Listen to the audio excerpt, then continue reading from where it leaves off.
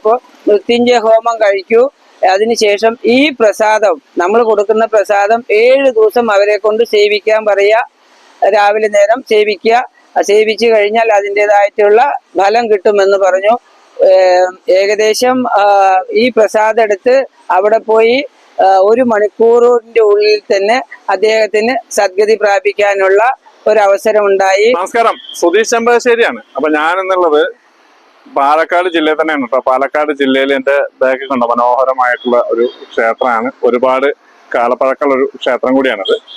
അതുപോലെ ഒരുപാട് ചരിത്രം ഐതിഹ്യമുള്ള ക്ഷേത്രമാണ് ഇത്. മേലെ മമ്പുള്ളി ശിവക്ഷേത്രം എന്ന് പറയും. ഇത് നമ്മൾ പാലക്കാട് ചെർപ്പളശ്ശേരി റൂട്ടില് ചെല്ലിക്കൽ സ്റ്റോപ്പിൽ ഇറങ്ങിക്കഴിഞ്ഞാൽ കുറച്ച് ദൂരമുള്ള, നമുക്ക് ഒരു 100 മീറ്ററോളം ദൂരം വന്നു കഴിഞ്ഞാൽ നമുക്ക് റോഡ് സൈഡിൽ നിന്ന് കാണാവുന്ന ഒരുപാട് പടിക്കെട്ടുകളൊക്കെ കയറി വേണം ഈ ക്ഷേത്രത്തിലേക്ക് എത്താൻ. മനോഹരമായിട്ടുള്ള ഒരു പോസിറ്റീവ് വൈബാണ് ഈ ക്ഷേത്രത്തിലേക്ക് എത്തിക്കഴിഞ്ഞാൽ. അപ്പൊ എന്തായാലും ഇതിന്റെ ചരിത്രം ഐതിഹ്യം ഒക്കെ പറയാൻ വേണ്ടി നമ്മുടെ ക്ഷേത്രത്തിന്റെ ആള് തന്നെ, പേര് നാരായണൻകുട്ടിയേട്ടൻ, നമ്മുടെ കൂടെ ഉണ്ട്. അപ്പൊ നമുക്ക് അദ്ദേഹത്തോട് ഈ കാര്യങ്ങളൊക്കെ ചോദിച്ചറിയാം. ഈ വീഡിയോ ഞാൻ ഫേസ്ബുക്കിൽ യൂട്യൂബിൽ അപ്ലോഡ് ചെയ്യും. ഫേസ്ബുക്കിൽ ആദ്യമായിട്ട് വീഡിയോ കാണുന്ന ആളുകളാണെങ്കിൽ ഒന്ന് പേജ് ഫോളോ ചെയ്തിട്ട് വീഡിയോ കാണുക. യൂട്യൂബിലാണെങ്കിൽ ഒന്ന് സബ്സ്ക്രൈബ് ചെയ്ത് കൊടുക്കുക. മാക്സിമം ലൈക്ക്, ഷെയർ, കമന്റ് ചെയ്യുക. നമ്മുടെ ഇതുപോലുള്ള ക്ഷേത്രങ്ങളൊക്കെ മറ്റുള്ള ആളുകളിലേക്കും മറ്റുള്ള ദേശങ്ങളിലേക്കും എത്തട്ടെ. അതിനു വേണ്ടിയിട്ടാണ് ഞാൻ ഇത്രയും ദൂരങ്ങളൊക്കെ നടന്ന് ഈ വീഡിയോ ചെയ്യണത്. അപ്പൊ എല്ലാവരും ഒന്ന് ഷെയർ ചെയ്ത് കൊടുക്കുക കേട്ടോ. ഓക്കെ, ഇതാണ് മേലെ മമ്പുള്ളി ശിവക്ഷേത്രം. പാലക്കാട് ജില്ലയിൽ പാലക്കാട് ചെർപ്പുളശ്ശേരി റൂട്ടിൽ ചെല്ലിക്കൽ സ്റ്റോപ്പിൽ ഇറങ്ങിയാൽ ഹൈവേയുടെ അരികിൽ തന്നെയാണ് ഈ ക്ഷേത്രം സ്ഥിതി ചെയ്യുന്നത്. ക്ഷേത്രത്തിന്റെ കൃത്യമായ ഐതിഹ്യങ്ങളൊന്നും തന്നെ നിലവിൽ ആർക്കും അറിയില്ല. 1500ഓളം വർഷം പഴക്കം ഈ ക്ഷേത്രത്തിന് കണക്കാക്കുന്നുണ്ട്. ശ്രീകോവിലിന്റെ വലതുവശത്തുള്ള വട്ടെഴുത്തിന്റെ അടിസ്ഥാനത്തിൽ ചരിത്ര അധ്യാപകൻ ബാലഗംഗാധരൻ മാഷാണ് വർഷം തിട്ടപ്പെടുത്തി പറഞ്ഞിട്ടുള്ളത്. ഗണപതിക്ക് 4 അമ്പലത്തിനുള്ളിലും പുറത്തായി നാഗപ്രതിഷ്ഠയുമുണ്ട്. മുറ്റത്തായി മനോഹരമായ ഒരു ആൽമരം സ്ഥിതി ചെയ്യുന്നുണ്ട്. മൃത്യുഞ്ജയ ഹോമത്തിനും ഉമാമഹേശ്വര പൂജയ്ക്കും ഏറെ പ്രസിദ്ധമായ ഒരു ക്ഷേത്രം കൂടിയാണ് ഇത്. ഇവിടെ വന്ന് പ്രാർത്ഥിച്ചവർക്ക് 100% ഫലപ്രാപ്തി ഉണ്ടായിട്ടുണ്ട് എന്ന് ഭക്തർ പറയുന്നു. ഏകദേശം എത്ര വർഷം പഴക്കമുണ്ട് ഈ ക്ഷേത്രത്തിന്? ഈ ക്ഷേത്രത്തിന് ഏകദേശം 1500 വർഷത്തിനോളം പഴക്കമുണ്ടെന്നാണ് യഥാർത്ഥത്തിലുള്ള കണക്കറിയില്ല. ഇതിന്റെ കാലപ്പഴക്കം മനസ്സിലാക്കാൻ 1000 വർഷങ്ങൾക്ക് മുമ്പുള്ള വട്ടെഴുത്ത്, ശ്രീകോവിലിന്റെ ഇടതുവശത്തായി ഒരു ഫലകത്തില് വട്ടെഴുത്തുണ്ട്. ഇവിടുത്തെ ഒരു ചരിത്രാധ്യാപകനായിട്ടുള്ള ബാലഗംഗാധരൻ മാഷാണ് ഇതിന്റെ ഏകദേശം ഉള്ള കാലപ്പഴക്കം നിർണയിച്ചിരിക്കുന്നത്. ഇതിൽ കോങ്ങാടിന്റെ ചരിത്രം എന്നുള്ള പുസ്തകത്തില് ഈ ക്ഷേത്രത്തെ കുറിച്ച് വളരെ വിശദമായി ബാലഗംഗാധരൻ മാഷ് വിവരിക്കുന്നുണ്ട്. ഇതിന്റെ കാലപ്പഴക്കം ഐതിഹ്യം എന്ന് പറഞ്ഞാൽ കോങ്ങാടില് എന്ന് വെച്ചാൽ പാലക്കാട് ജില്ലയിൽ തന്നെ വളരെ കാലപ്പഴക്കമുള്ള ഒരു അമ്പലമാണ്.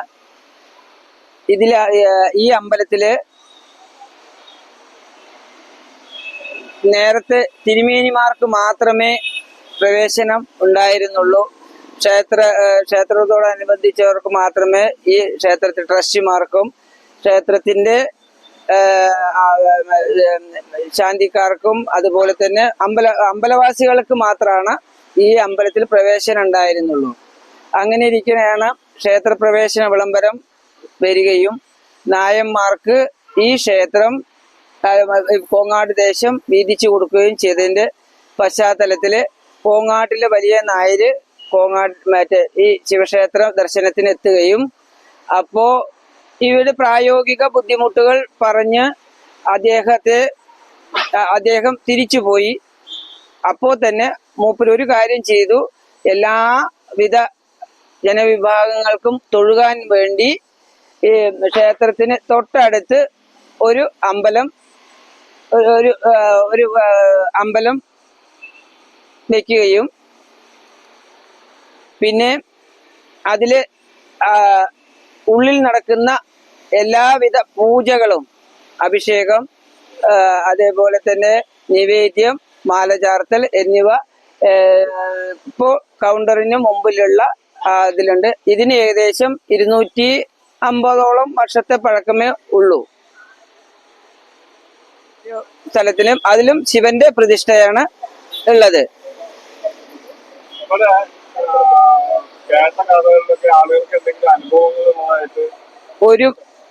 ഒരുപാട് അനുഭവങ്ങളുണ്ട്. കാരണം വിവാഹം നടക്കാത്ത ആളുകൾക്ക് മറ്റേ ഉമാമഹേശ്വര പൂജ നടത്തി കഴിഞ്ഞാൽ വിവാഹം വളരെ ഭംഗിയായ രീതിയിൽ നടക്കുന്നുണ്ട്. പിന്നെ ആശുപത്രി കേസുകളായാലും വന്നിട്ട് വഴിപാട് മൃത്യുഞ്ജയ ഹോമം കഴിക്കാറുണ്ട്. അതുപോലെ കിടപ്പ് രോഗികൾക്കുള്ള വന്നിട്ടും അവർക്കും ശാന്തി കിട്ടാൻ വേണ്ടിയിട്ടും സദ്ഗതി കിട്ടാൻ വേണ്ടിയിട്ടും പ്രാർത്ഥിച്ച് ചെയ്യുന്ന മൃത്യുഞ്ജയ ഹോമത്തിനും നല്ല രീതിയിലുള്ള അനുഭവങ്ങളാണ് ഭക്തജനങ്ങൾക്ക് കിട്ടിക്കൊണ്ടിരിക്കുന്നത്. ഇവിടുത്തെ പ്രധാന വഴിപാടിലാണ് ഉമാമഹേശ്വര പൂജയും അതേപോലെ തന്നെ മൃത്യുഞ്ജയ ഹോമവും.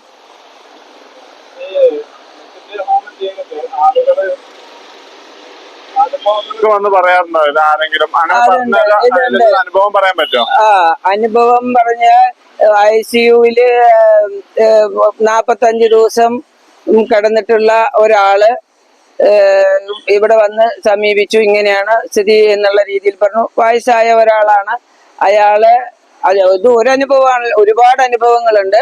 അപ്പൊ അതിൽ അവര് വന്ന് പറഞ്ഞു എന്താ ചെയ്യേണ്ടത്. തിരുമേനിയായിട്ടും ഞങ്ങളായിട്ടും സംസാരിച്ചപ്പോ മൃത്യുഞ്ജയ ഹോമം കഴിക്കൂ, അതിനുശേഷം ഈ പ്രസാദം നമ്മൾ കൊടുക്കുന്ന പ്രസാദം 7 ദിവസം അവരെ കൊണ്ട് സേവിക്കാൻ പറയുക. രാവിലെ നേരം സേവിക്കുക. സേവിച്ചു കഴിഞ്ഞാൽ അതിൻ്റെതായിട്ടുള്ള ഫലം കിട്ടുമെന്ന് പറഞ്ഞു.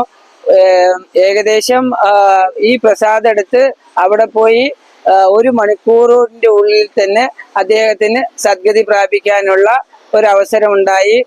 അതേപോലെ തന്നെ ഇത് വേറൊരു അനുഭവം പറഞ്ഞു കഴിഞ്ഞാൽ വളരെ ക്രിട്ടിക്കൽ സ്റ്റേജിലായി. ഏകദേശം 32ഓളം റേഡിയേഷൻസ് തലയില് ബ്രെയിനില് ക്യാൻസർ വന്നിട്ട് ചെയ്യേണ്ട ഒരു ചെറുപ്രായത്തിലുള്ള ഒരാള്. കാരണം വെച്ചാൽ കുട്ടികളെ കൊണ്ട് അവര് ഇവിടെ വന്ന് പറഞ്ഞു എന്താണ് ചെയ്യേണ്ടത്. കാരണം അത് വളരെ ദയനീയമായിരുന്നു അവരുടെ ഫാമിലി ആയിട്ട് ഇവിടെ വന്ന് പറഞ്ഞത്. അപ്പൊ ഭഗവാന്റെ അടുത്ത് പറഞ്ഞു, ഈ ഓപ്പറേഷന് പോകുന്നതിന് മുമ്പ് നിങ്ങൾ ഒരു കാര്യം ചെയ്യണം. ഈ മറ്റേ മൃത്യുഞ്ജയ ഹോമം കഴിച്ച് 7 ദിവസം നെയ്യ് സേവിച്ചതിന് ശേഷം ഓപ്പറേഷന് പോവുക. പിന്നെ ഈ ഓപ്പറേഷൻ കഴിയുന്നത് വരെ നിങ്ങൾ നെയ്വിളക്കോ നിങ്ങൾക്കാവുന്ന വഴിപാടുകൾ ചെയ്യാൻ വേണ്ടി പറഞ്ഞു. അവര് ഈ റേഡിയേഷൻ കഴിയുന്ന ദിവസങ്ങൾ വരെ ഇവിടെ വന്ന് ആ വഴിപാടുകൾ നെയ്വിളക്ക് സമർപ്പിക്കുകയും ചെയ്തു. എന്ത് അധികം പറഞ്ഞു, ഭഗവാന്റെ കൃപാകടാക്ഷത്തില് ഏകദേശം 2 വർഷത്തിലേറെയായി ഒരു കുഴപ്പമില്ലാതെ വളരെ ഭംഗിയായി പോകുന്നു. ഇത് ഒരു ചെറിയൊരു ഉദാഹരണം മാത്രമാണ്. ഇങ്ങനെ ഒട്ടനവധി അനുഭവങ്ങളുണ്ട്. ഇത്രയും വലിയ ബലിക്കല്ലൊക്കെ ശരിക്കും അപൂർവമാണ് അല്ലെ ക്ഷേത്രങ്ങളില്? അതന്നെയാണ്. അതുകൊണ്ടാണ് ഈ ക്ഷേത്രത്തിന്റെ കാലപ്പഴക്കം. ഇപ്പോ ഈ കാലപ്പഴക്കം കൊണ്ട് ഇത് വളരെ ജീർണാവസ്ഥയിലാണ്. ഞങ്ങള് കമ്മിറ്റി രൂപീകരിച്ച് സുരേഷാണ്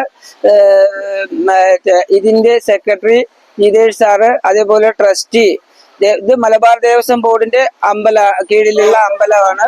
ഞങ്ങളുടെ ഈ കാരണം മഴ പെയ്ത് അതിന്റെ മരങ്ങളെല്ലാം ദ്രവിച്ച് വീഴേണ്ട ഒരു ദയനീയ അവസ്ഥയിലാണ് ഇപ്പൊ നടന്നുകൊണ്ടിരിക്കുന്നത്.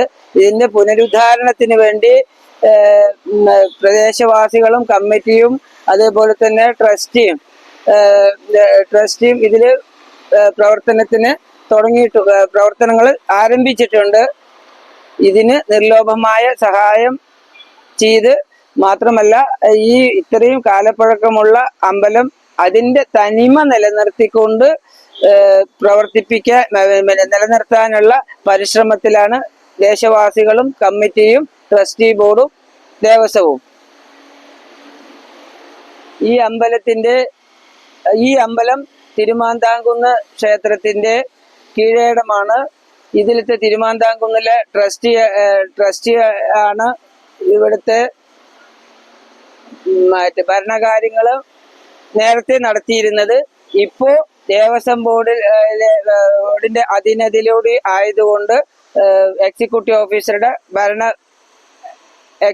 ഓഫീസറുടെ ഭരണത്തിലാണ് ഈ ക്ഷേത്രം പ്രവർത്തിക്കുന്നത്.